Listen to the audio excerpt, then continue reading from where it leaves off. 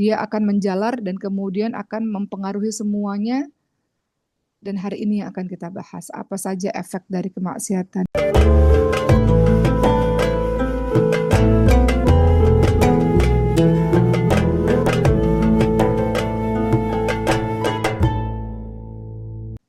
Ada ungkapan, seorang hamba akan terus berusaha dalam ketaatan. Sehingga dia terbiasa dengan ketaatan itu, dia mencintainya. Dan dia lebih memilihnya, maka Allah akan mengirimkan malaikat-malaikat kepada hamba tersebut dan mendorong, menyemangatinya untuk tetap kuat dalam ketaatan. Sebaliknya ada orang yang terbiasa dengan kemaksiatan. Maka Allah kirimkan syaitan kepadanya untuk mendorongnya untuk terus-menerus berbuat kemaksiatan. Ya, jadi yang pertama ini orang yang kuat karena dia memperkuat ketaatannya kepada Allah SWT. Jadi Allah kirimkan malaikat kepadanya. Adapun orang yang melakukan perbuatan dosa, dia memperkuat kemaksiatannya dengan bantuan syaitan sehingga syaitan itu menjadi penolongnya. Ya. Kemudian yang berikutnya yang ke-11 ya melemahkan semuanya ya. Maksiat itu melemahkan hati. Ada orang yang ketika dia buat maksiat, dia melafalkan istighfar ya. Dia bertobat kepada Allah, astagfirullahaladzim, astagfirullahaladzim. Dia sholat, taubat, Masya Allah. Bagus.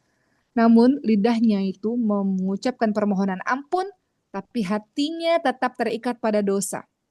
Dia masih berpikir akan melakukan dosa itu berikutnya. Dia masih bertekad untuk kembali terjerumus kapanpun ketika dia mendapatkan kesempatan. Maka hal ini merupakan salah satu penyakit yang sangat bahaya dan dekat dengan kebinasaan. Ya, maksiat itu melemahkan hati. Jadi ada jenis orang-orang yang lisannya minta ampun kepada Allah, tapi hatinya sebenarnya tidak mau berhenti dari perbuatan maksiat itu. Maka maksiat itu melemahkan hatinya. 12. Maksiat itu menghilangkan rasa jijikmu kepada maksiat. Hilangnya rasa jijik kepada maksiat. Ya. Kenapa? Karena dosanya sudah jadi kebiasaan. Bagi sebagian pelaku maksiat, dosa itu yang tadinya dia takut, dia gelisah, lama-lama dia menjadi berani dan merasa nikmat. Bahkan sebagian orang membanggakan dosanya di hadapan orang lainnya. Mereka mengatakan, semalam aku melakukan ini, semalam aku melakukan itu. Teman-teman tahu apa kata Rasulullah SAW? Setiap umatku akan diampuni kecuali orang-orang yang terang-terangan berbuat dosa. Siapa orang yang terang-terangan berbuat dosa? Apa? Siapa orang tersebut? Siapa mereka? Seseorang yang pada malam hari dia buat dosa dan Allah sudah tutupi dosanya. Tapi pagi hari dia membuka dosanya sendiri. Dia buka aibnya sendiri. Dia katakan, hai fulan, semalam aku telah melakukan ini, semalam aku telah melakukan itu. Maka dia sendiri yang telah menutup, dia sendiri yang telah membuka dosanya. Dia sendiri yang merusak penutup yang Allah berikan atasnya. Allah sudah tutup aibnya, dia terang-terangan buka dosa-dosanya. Orang-orang ini yang nggak bisa diampuni oleh Allah SWT. Jadi, ya kembali lagi bahwa efek dari maksiat engkau merasa hilang rasa jijikmu terhadap maksiat. Dulu ketika kau belum melakukan maksiat itu kau katakan, kok bisa ya ada orang yang melakukan perbuatan itu? Kok tega ya dia begitu? Kok bisa ya? Tapi ketika engkau sendiri yang melakukan maksiat itu, maka hilanglah rasa kok bisanya itu. Hilanglah rasa jijikmu terhadap maksiat karena engkau menjadi salah satu bagian dari pelaku maksiat. Bukan merasa jijik tapi merasa nikmat. Ya. Berikutnya. Uh, Ini ada perkataan dari Hasan Al-Basri ya. Hasan Al-Basri berkata, mereka menjadi hina di sisi Allah, mereka berani mendurhakainya. Teman-teman perhatikan surah Al-Hajj ayat ke-18. Dan barang siapa yang dihinakan oleh Allah, maka tidak ada seorang pun yang bisa memuliakannya. Ya. Jika manusia-manusia lain tampak memuliakan pendosa, sesungguhnya dalam hati mereka orang tersebut makhluk yang paling hina. Itu pandangan bagi para pendosa dari orang-orang lain. Kemudian apa lagi? Kemudian yang keberapa nih? Nggak tahu yang keberapa. Lanjut lagi ya. Kalian tahu nggak teman-teman semua bahwa dosa itu tadi mau katakan itu berdampak tidak hanya untuk dirimu sendiri tapi untuk orang sekitarmu dan juga makhluk-makhluk Allah lainnya. Jadi salah satu akibat perbuatan dosa, keburukannya itu tidak hanya menimpa pelakunya saja, tapi berdampak pada manusia lain sekitarnya, berdampak pada makhluk-makhluk di sekitarnya. Berdampak dengan menjadi terjadi kesialan itu karena dosa yang dilakukan oleh orang ini.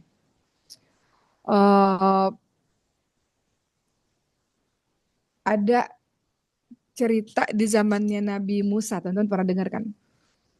Nabi Musa pada saat itu kaumnya mengalami kemarau yang sangat panjang.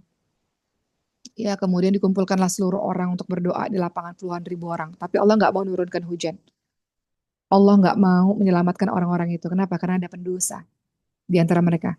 Ketika pendosa ini akhirnya bertobat kepada Allah, maka Allah turunkan hujan. Jadi dampak dari maksiat itu dirasakan oleh semuanya.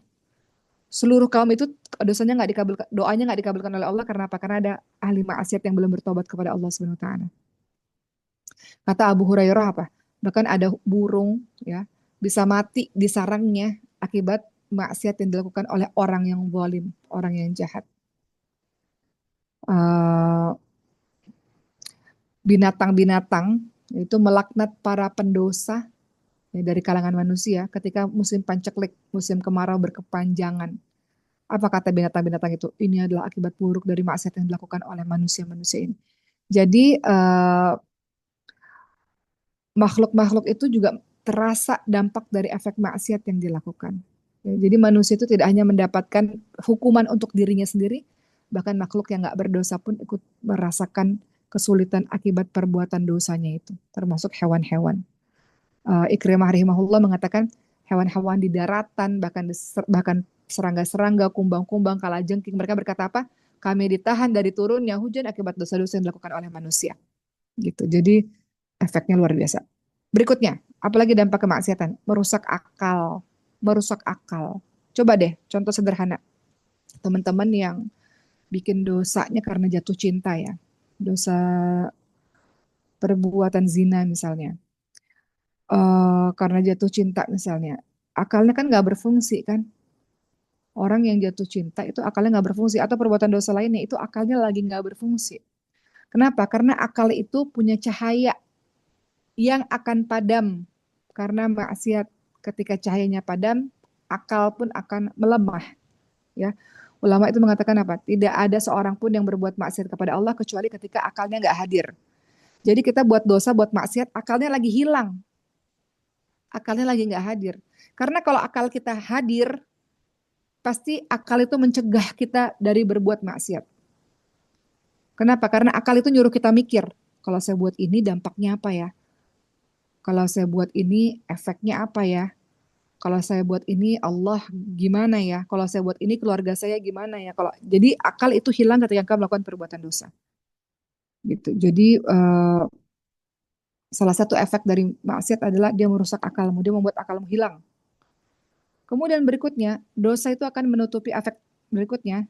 Dosa itu akan mengeraskan hatimu, akan mengeraskan hatimu.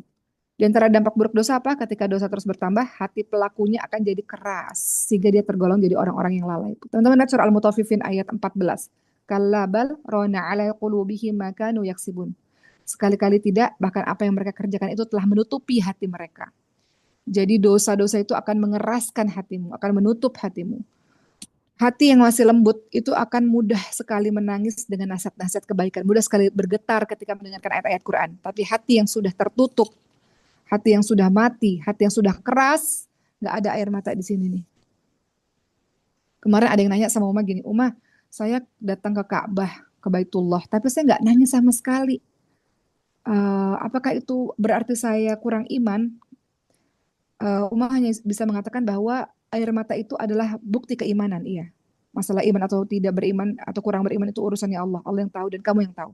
Tapi air mata itu adalah hal yang nggak bisa direkayasa sebagai bukti keimanan. Di air mata itu ada kerinduan, ada kecintaan, ada rasa takut di hadapan Allah SWT. Bahkan dikatakan kalau kamu nggak bisa nangis, pura-pura nangis untuk apa? Bukan untuk pura-pura, untuk melatih hatimu biar lembut gitu. Jadi orang-orang yang nggak menangisi dosa-dosanya, nggak ada tangisan karena kerinduan kepada Robnya, kerinduan kepada ketaatan, maka bisa saja hatimu keras. Bisa saja hatimu keras atau hatimu tertutup. Maka minta sama Allah untuk kembali melembutkan hatimu. Gitu ya. Kenapa? Kata Hasan Al-Basri apa? Dosa yang bertumpuk-tumpuk akan membutakan hatimu. Akan membutakan hatimu. Berikutnya, efek dari maksiat. Sebentar lagi kita akan selesai. Efek dari maksiat, dia menghalangi terkabulnya doa. Menghalangi terkabulnya doa. Ya. Teman-teman lihat surah Ghafir ayat 7 sampai ayat 9.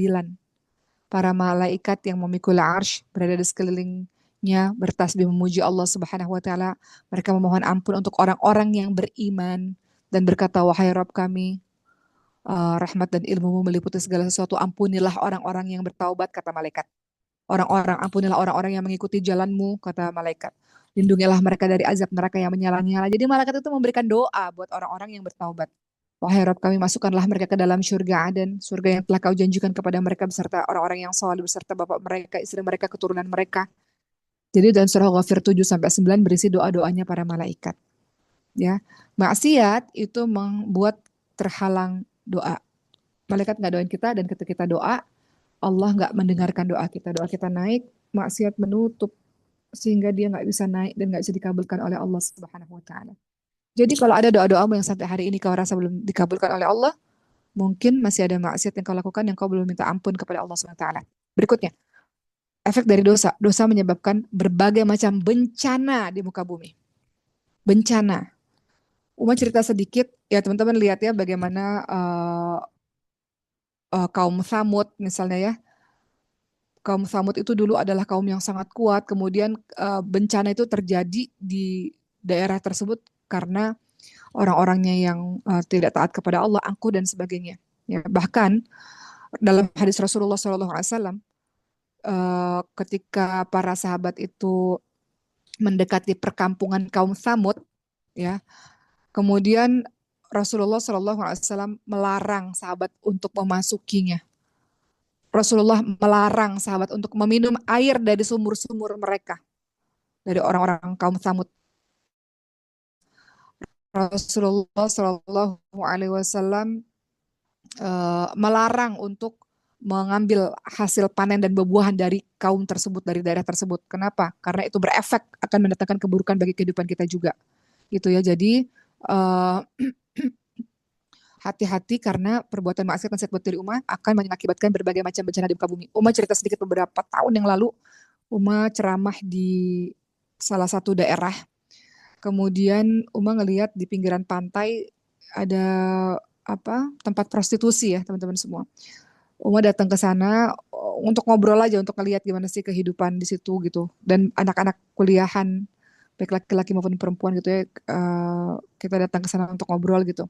Untuk ngobrol kena kamu ini apa sih yang dilakukan gitu kan. Ternyata tempat itu Allah berikan banjir, ya, tsunami atau banjir gitu di kota Palu. Ya, banjir dan tsunami sehingga meluluhlantahkan tempat tersebut di daerah pesisir pantai itu khususnya itu kemudian dihabiskan oleh Allah SWT. Itu salah satunya saja gitu ya. Eh, jadi untuk para pelaku maksiat ini akibat dari maksiat, tapi untuk orang-orang beriman ini adalah ujian keimanan gitu. Jadi ketika bencana itu diberikan oleh Allah untuk para pelaku maksiat ini karena akibat maksiat mereka, tapi bagi orang-orang beriman ini adalah ujian dari keimanan. Atau ada juga karena ada orang baik di dalamnya dan dia tidak mau mengingatkan teman lainnya. Itu pun bagian dari yang dihukum oleh Allah SWT. Ada orang baik di dalam tapi nggak berbuat apa-apa. Nah, dia dapat juga akibat dari perbuatan diamnya itu. Berikutnya, teman-teman semua, yang ingin Uma sampaikan, efek dari kemaksiatan adalah ini yang paling ini ya, yang ingin Uma sampaikan pada teman-teman semua sebentar. Efek dari kemaksiatan yang teman-teman lakukan itu akan membuat hilangnya, tadi udah bilang ya, hilangnya berbagai macam keberkahan dalam kehidupan kita. Maksiat itu menghapus berbagai macam keberkahan, teman-teman semua, keberkahan umur, keberkahan rezeki, keberkahan ilmu, keberkahan amal, keberkahan dalam ketaatan. Secara ringkasnya, maksiat itu memupus keberkahan dalam urusan agama, dalam urusan dunia. Ya, jadi teman-teman lihat surah Al-A'raf ayat 96. Dalam surah Al-A'raf ayat 96, di situ ada bunyinya, sekiranya penduduk negeri ini beriman dan bertakwa kepada Allah, maka Allah akan melimpahkan mereka keberkahan dari langit dan bumi. Dan terakhir, keberkahan kemaksiatan yang kau lakukan akan memutuskan hubunganmu dengan Allah Subhanahu wa taala. Dari sekian banyak hal, salah satunya ini banyak banget efeknya, tapi salah satu efek yang juga sangat terasa adalah maksiat yang kau lakukan akan membuat hubunganmu terputus dari Allah Subhanahu wa taala. Maka dari sekian yang udah Uma sampaikan, Uma juga pendosa, kita semua juga pendosa, kita tahu efeknya melemahkan hati, membuat kita merasa sepi, membuat kita merasa hampa, hilang keberkahan, hilangnya ilmu, hilangnya rezeki, memperpendek umur, kemudian berbagai macam bencana, tidak hanya untuk diri kita, untuk keluarga kita, untuk hewan tunggangan kita akan dirasakan juga. Maka minta kekuatan kepada Allah Subhanahu wa taala. Teman-teman pernah rindu nggak sih? Teman-teman dulu pernah taat loh, pernah begitu taat, tapi teman-teman jatuh lagi gitu, terjatuh lagi. Maka minta sama Allah, ya Allah kembalikan aku lagi ya Allah gitu. Rabbana la tuzigh qulubana ba'da idh hadaitana wa hab lana min ladunka rahmah innaka antal wahhab. Kembalikan lagi ya Allah gitu. Kembalikan lagi untuk bisa taat lagi. Teman-teman kalau sholat teman-teman bilang apa? Ihdinas siratal mustaqim. Tunjukilah kami jalan yang lurus ya Allah. Maka minta betul-betul sama Allah Subhanahu wa taala, eh, minta kepada Allah agar Allah bantu kita untuk keluar dari maksiat. Minta Allah untuk bantu kita keluar dari kebiasaan yang sudah kita rasa nikmat itu. Minta kekuatan kepada Allah agar Allah terus menutupi aib kita dan Allah buat kita kuat untuk melangkah untuk menjadi orang-orang yang mau berubah gitu. Gitu ya teman-teman semua. Mudah-mudahan hari ini ada manfaatnya untuk kalian semua. Sebenarnya masih banyak sekali, masih puluhan lain efek dari maksiat. Cuman Umar rasa itu sudah cukup mewakili. Semoga pada hari ini teman-teman setelah ini nih sholat jam berapa di sana? Oh udah siang ya. Umar di Mesir saat ini masih jam 7.15, masih sempat sholat duha, mungkin teman-teman mau sholat taubat, ya beristighfar kepada Allah SWT atas apa-apa yang sudah kita lakukan. Kita nggak perlu kok ceritain dosa kita di hadapan manusia. Kita ceritain dosa kita di hadapan Allah SWT sambil ingat-ingat dosa kita, sambil mengadarkan air mata dan meminta ampun kepada Allah dan minta kekuatan agar Allah hentikan perbuatan itu. Teman-teman, langsung saja mau sebutkan ya, kalau kita membicarakan tentang dosa, tentang maksiat, eh, semua dari kita adalah orang-orang yang berbuat dosa. Semua dari kita orang-orang yang berbuat maksiat. Namun Rasulullah SAW ingatkan, namun orang yang terbaik adalah mereka yang bertaubat kepada Allah SWT. Bukan orang yang nggak pernah buat maksiat. Semua orang pernah buat dosa, tapi orang yang terbaik adalah bagaimana caranya dia bisa kembali dari kemaksiatannya menuju kepada Allah SWT. Langsung saja ada beberapa poin yang ingin saya sampaikan. Efek dari kemaksiatan yang kita lakukan sebelum membahas banyak hal. Teman-teman tahu bahwa yang namanya dosa atau maksiat itu juga akan mempengaruhi kehidupan kita. Dia mempengaruhi rezeki kita. Dia mempengaruhi kesehatan kita. Dia mempengaruhi ilmu kita. Dia mempengaruhi hubungan kita dengan sesama manusia yang lainnya. Jadi dia memberikan efek ke semua hal dalam kehidupan kita. Nah, dosa atau maksiat yang kita buat ibarat teman-teman makan racun. Teman-teman kalau makan ada racunnya, dia menjalar kan sehingga merusak seluruhnya. Begitulah kira-kira efek dari perbuatan dosa. Dia akan menjalar dan kemudian akan mempengaruhi semuanya. Dan hari ini yang akan kita bahas apa saja efek dari kemaksiatan yang uh, kita lakukan ini. Teman-teman, teman-teman ingat apa sih yang buat Adam dan Siti Hawa, Adam alaihissalam dan Siti Hawa dikeluarkan dari surganya Allah? Surganya Allah itu apa? Sebuah tempat yang penuh dengan keindahan, kenikmatan, kelezatan, kegembiraan. Lalu menuju ke bumi, tempat yang penuh dengan penderitaan, kesedihan, musibah, ya kan? Apa? Apa yang menyebabkan uh, Adam alaihissalam dan Siti Hawa ini akhirnya harus ke bumi? Karena dosa. Begitulah kira-kira gambaran kalau kita melakukan berbagai macam perbuatan dosa. Atau kita melakukan perbuatan dosa, ingat bagaimana Siti Hawa dan Nabi Adam alaihissalam hidup di tempat yang Masya Allah luar biasa bernama surga, namun karena perbuatan dosa akhirnya hidup di tempat yang penuh dengan penderitaan, musibah, kesedihan yang bernama bumi. Itu kira-kira gambaran ketika kita terus-menerus melakukan perbuatan dosa, kehidupan yang penuh dengan kenikmatan akan berganti dengan kehidupan yang penuh dengan penderitaan. Kenapa itu terjadi? Karena dosa-dosa yang kita lakukan. Ada seorang ulama namanya Fudail bin Iyad, beliau mengatakan semakin kecil dosa itu dalam pandanganmu, maka semakin besar ia di sisi Allah Subhanahu wa taala. Sebaliknya, semakin besar dosa yang engkau rasakan di hatimu, maka semakin kecil di sisi Allah Subhanahu wa taala. Atau dalam bunyi yang lain, ketika seorang hamba melakukan perbuatan dosa, itu hatinya seperti titik hitam. Jika dosa itu berulang, maka hatinya menjadi penuh dengan titik-titik hitam lainnya, gitu ya. Nah, sekarang kita masuk dampak atau efek dari perbuatan dosa yang kita lakukan. Dosa yang kita lakukan apa sih? Banyak kan? Teman-teman yang paling tahu, teman-teman melakukan dosa apa? Ya kan? Setiap dari kita melakukan dosa baik terang-terangan maupun dalam kesendirian. Umar hanya ingin mengingatkan pada teman-teman semua kenapa orang-orang puji-puji kita bukan karena kita baik, bukan karena kita saleh, namun karena Allah yang menutupi dosa-dosa kita di hadapan manusia. Begitu kasih sayangnya Allah Ar-Rahman Ar-Rahim, bahwa Allah Maha Pengasih lagi Maha Penyayang, salah satunya Allah menutupi ayab-ayab kita atau dosa kita atau maksiat kita di hadapan manusia sehingga yang terlihat yang indah-indahnya saja. Jadi orang bisa memuji kita, orang bisa memberikan penghormatan yang luar biasa kepada kita bukan disebabkan karena amal soleh kita, melainkan karena Allah menutupi maksiat kita. Sampai kapan Allah tutupi? Wallahu a'lam. Kalau dosa itu dilakukan terus-menerus, bisa aja satu hari nanti Allah buka dosa-dosa itu di hadapan para manusia. Sekarang kita masuk apa sih efek dari perbuatan maksiat yang terus-menerus kita lakukan. Pertama, maksiat itu menghalangi masuknya ilmu. Maksiat menghalangi masuknya ilmu.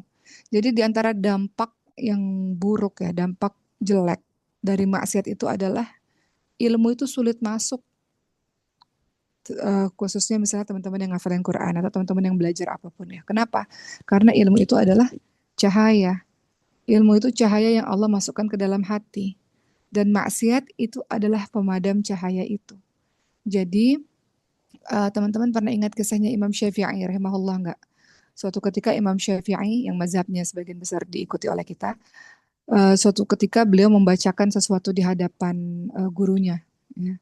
Gurunya namanya Imam Malik. Kecerdasan Imam Syafi'i itu luar biasa. Kemudian apa kata Imam Malik ini? Sesungguhnya aku memandang bahwa Allah Subhanahu wa taala telah memasukkan cahaya ke dalam hatimu. Jadi ilmu itu cahaya, teman-teman semua. Apa kata Imam Malik pada muridnya Imam Syafi'i? Maka janganlah kamu memadamkan cahaya tersebut dengan kemaksiatan.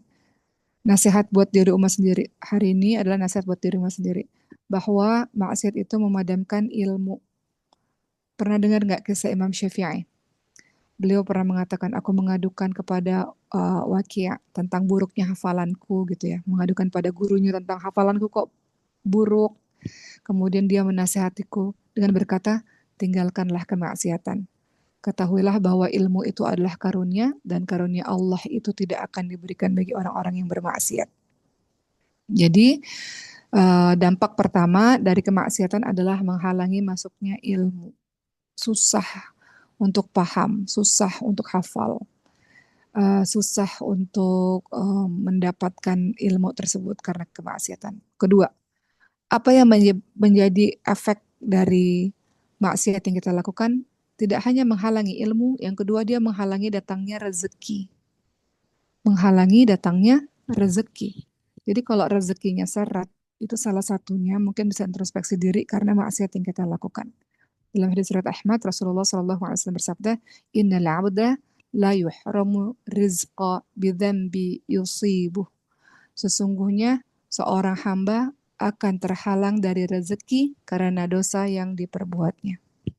Sebagaimana kita tahu bahwa ketakwaan itu adalah pintu pembuka rezeki, berarti sebaliknya ketika maksiat engkau lakukan, maka itu menjadi pintu untuk uh, terhalang, pintu untuk tertutupnya pintu dari datangnya rezeki. Sedemikian dahsyatnya efek dari dosa, dia menghalangi ilmu, dia menghalangi rezeki. Karena dosa yang kau perbuat. Ketiga, coba ingat-ingat teman-teman semua, ketika teman-teman melakukan maksiat, apa yang dirasakan oleh hatimu? Hatimu terasa hampa. Maksiat menyebabkan kehampaan hati dari mengingat Allah Subhanahu wa taala. Beda enggak? Ketika engkau dulu begitu taat, engkau baca Qur'annya istiqamah, zikirnya Masya Allah, salatnya istiqamah, semuanya baik, maka hatimu akan terasa penuh dan gembira. Ketika engkau mulai masuk ke dalam kemaksiatan, engkau merasa hatimu hampa. Ya kan? Ternyata maksiat itu menyebabkan kehampaan hati dari mengingat Allah Subhanahu wa taala. Pelaku maksiat akan merasakan kesepian dalam hidupnya. Nasihat buat Umar, kalau kita dalam kehidupan ngerasa kesepian, jujurlah pada dirimu sendiri. Pasti ada maksiat yang engkau lakukan yang membuat engkau merasa kesepian. Kenapa? Karena hubunganmu jauh dari Allah Subhanahu wa taala.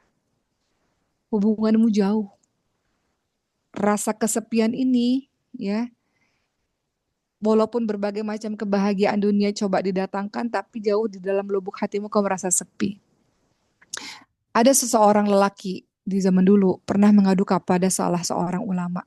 Aku merasa kesepian dalam hidupku. Maka apa kata ulama itu? Jika dosa-dosa membuat hatimu merasa sepi, tinggalkanlah dosa itu kapanpun engkau mampu, maka ketentraman akan kembali hadir ke dalam hatimu. Tidak ada yang lebih menyakitkan bagi hati selain kehampaan yang muncul akibat terus-menerus terjerumus dalam perbuatan dosa. Jadi kalau kita jujur, pernah nggak ngerasa kesepian, pernah nggak ngerasa hampa banget hidup ini? Karena ada maksiat yang masih engkau lakukan terus-menerus. Karena ketika orang punya hubungan yang sangat baik dengan Allah, hatinya merasa gembira, hatinya merasa penuh, hari-harinya penuh dengan semangat, hari-harinya tidak ada rasa sedih, tidak ada rasa takut, percaya diri. Kenapa? Karena dia punya hubungan yang baik pada Allah. Tapi kalau maksiat dilakukan terus-menerus, tanpa kau sadari, hidupmu akan terasa hampa. Keempat, maksiat itu membuat pelakunya itu asing di antara orang-orang soleh. Ya enggak? Asing di antara orang-orang soleh. Uh, Zaman dahulu pernah ada orang berkata begini. Beliau adalah seorang imam masjid yang sangat percaya diri menjadi seorang imam di hadapan para manusia. Tapi ketika dia melakukan maksiat, maka dia berkata, aku nggak sanggup berdiri di hadapan manusia untuk menjadi seorang imam. Aku merasa diriku menjadi seorang yang munafik. Dulu aku bisa dengan percaya diri menjadi seorang imam membacakan ayat-ayat suci Al-Quran gitu ya. Tapi ketika aku berbuat dosa, aku menyendiri. Aku nggak mampu untuk bertemu para manusia-manusia lainnya. Aku merasa asing, merasa malu, merasa hampa gitu. Coba teman-teman refleksikan dalam kehidupan teman-teman. Teman-teman mungkin seorang guru, mungkin seorang imam, mungkin seorang yang jadi contoh atau panutan. Kita percaya diri ketika kita taat kepada Allah di hadapan manusia lainnya, ya kan? Tapi ketika kita berbuat dosa, nggak sanggup kita menunjukkan wajah kita di hadapan manusia. Padahal manusia itu nggak tahu. Tapi dari dalam diri kita sendiri, kita ngerasa asing di antara orang-orang soleh tersebut. Kenapa? Karena rasa sepi yang muncul akibat dosamu itu mempengaruhi hubunganmu dengan orang lain. Terutama orang-orang yang punya akhlak yang soleh, punya amal-amal soleh, punya akhlak yang baik, orang-orang soleh. Dia secara otomatis, si pelaku dosa ini akan merasa terasing dengan mereka. Semakin kuat rasa terasing itu, semakin dia menjauh diri dari lingkaran orang-orang yang soleh. Keterasingan ini nih hati-hati teman-teman semua. Dia bisa terus berkembang, jadi semakin parah. Mungkin dia akan bisa mempengaruhi hubunganmu, tidak hanya dengan sahabat-sahabatmu yang soleh, tapi dengan orang tuamu, dengan anak-anakmu, dengan keluarga-keluargamu yang lainnya. Akhirnya dia betul-betul merasa asing. Dia betul-betul merasa sendiri. Ulama di zaman dulu tuh mengatakan begini, aku mendapati bahwa ketika aku bermaksiat kepada Allah Subhanahu wa taala, dampaknya akan terlihat pada hewan tungganganku dan perilaku keluargaku. Jadi ternyata maksiat itu teman-teman semua, selain membuat pelakunya asing dengan orang-orang saleh, ternyata dampak berikutnya tahu nggak teman-teman apa? Dampaknya adalah terlihat pada akhlak orang-orang sekitarnya yang juga berubah. Jadi sedemikian dahsyatnya dampak dari maksiat. Kelima, dampak maksiat apa? Membuat semua urusan dipersulit oleh Allah Subhanahu wa taala. Urusan-urusan seringkali jadi serba sulit ketika kita menghadapi berbagai macam persoalan seperti jalan-jalan tertutup. Ya, seperti jalan-jalan tertutup. Sebagaimana kalau teman-teman baca surah At-Tolak ayat 2 dan 3, itu kan ada kalimat a'udzubillahi minasyaitonirrajim, wa may yattaqillaha yaj'al lahu makhraja wa yarzuqhu min haitsu la yahtasib. Barang siapa yang bertakwa kepada Allah, Allah mengadakan baginya jalan keluar. Artinya orang yang melakukan maksiat, Allah tutup jalan-jalan keluarnya sehingga kehidupannya serba sulit. Karena dalam surah At-Tolak ayat 2 dan 3, orang-orang yang bertakwa Allah buka jalan keluar. Pasti selalu ada solusi dalam setiap permasalahannya. Tapi kalau kita punya masalah, nggak ada jalan keluarnya karena disebabkan maksiat yang kita lakukan. Ya. Kemudian yang keenam, maksiat itu mendatangkan kegelapan dalam hatimu. Kegelapan dalam hatimu. Seolah-olah kita tuh seperti berada dalam gelapnya malam ya tanpa cahaya. Udah gelap, ya semakin gelap lah itu kita nggak bisa kelihatan apapun sehingga mudah bagi kita terjerumus dalam jatuh kesalahan perkara-perkara yang menghancurkan dirinya. Maksiat itu ibarat orang buta yang berjalan sendirian di tengah malam yang gelap gulita. Seperti itu gambaran orang-orang yang bermaksiat. Apa kata Abdullah bin Abbas radhiyallahu anhu? Beliau berkata, sesungguhnya kebaikan itu memberikan cahaya pada wajah, penerangan dalam hati, keluasan dalam rezeki, kekuatan kepada tubuh, dan kecintaan di hati manusia. Sebaliknya, keburukan, kemaksiatan, dosa mendatangkan kegelapan di wajah, kegelapan di dalam kubur, kegelapan di dalam hatimu, kelemahan pada tubuhmu, berkurangnya rezekimu, dan kebencian di hati manusia. Teman-teman sering lihat nggak wajah orang-orang soleh yang bercahaya? Atau teman-teman sering lihat bahwa ada wajah yang begitu gelap gitu. Bukan warna kulit ya, tapi gelap, wajahnya gelap. Karena apa? Karena maksiat yang dia lakukan. 7. Maksiat itu melemahkan hati dan melemahkan tubuhmu. Dampak maksiat itu adalah kalau terus-menerus dilakukan, dia akan membuat lemah hatimu dan membuat lemah tubuhmu. Ya, kita tahu bahwa hati itu segalanya ya teman-teman semua. Hati itu kalau dia gembira, kalau dia kuat, pikiran kita juga gembira, kuat, badan kita juga gembira dan kuat. Tapi kalau hatinya lemah karena dosa, ingat dosa itu melemahkan hati, maka dia akan menggerogoti tubuh kita itu juga. Sehingga tubuh itu pun akan lemah juga. 8. Maksiat menghalangi ketaatan. Ingat-ingat, dulu engkau begitu taat, sholat malam setiap hari, baca Quran istiqamah, puasa, dan semua-semuanya. Tapi ketika engkau melakukan maksiat, maka menghalangi, menutup jalan menuju ketaatan kepada Allah SWT.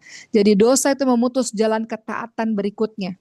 Semakin banyak dosa yang kau lakukan, semakin banyak pula jalan ketaatan yang tertutup satu demi satu. Engkau jadi merasa malas untuk bangun sholat malam, nggak kayak dulu lagi. Engkau jadi bosan dengan Quran, engkau jadi masa bodoh dengan berbagai macam amal-amal soleh atau ibadah-ibadah. Kenapa? Karena maksiat itu menutup pintu-pintu ketaatan. 9. Maksiat itu menghalangi keberkahan dan memperpendek umur. Teman-teman tahu nggak dampak maksiat itu memperpendek umur, menghilangkan keberkahan umur. Ya, sebagian ulama itu mengatakan bahwa berkurangnya umur pelaku maksiat berarti maksudnya apa? Hilangnya keberkahan dalam hidup. Kita ini kan pengen hidup ini berkah ya, hidup ini penuh dengan kebaikan-kebaikan ya kan. Tapi dengan adanya maksiat, umurnya itu berkurang, maknanya apa? Hilang keberkahan dalam kehidupannya. Ya, sebagian ulama ada yang mengatakan bahwa dosa benar-benar mengurangi umur secara hakiki ya, secara sebenar-benarnya gitu. Sebagaimana dosa juga mengurangi rezeki sebenar-benarnya. Ya, jadi hati-hati dengan perbuatan maksiat.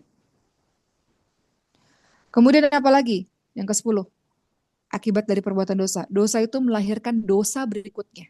Nggak ada orang yang melakukan dosa sekali, kecuali dia taubat dan nasuha, ya, kecuali dia akan melakukan dosa berikutnya. Kenapa? Ketika dia melakukan perbuatan dosa pertama kali, dia takut. Ya kan, dia takut. Dosa itu apa sih? Segala sesuatu yang menggelisahkan hati dan dia nggak pengen orang lain tahu itu dosa.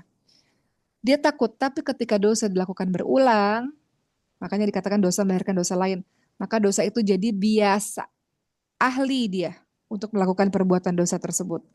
Ya, jadi salah satu akibat dari maksiat adalah bahwa maksiat menanamkan maksiat-maksiat yang lainnya, melahirkan maksiat-maksiat berikutnya.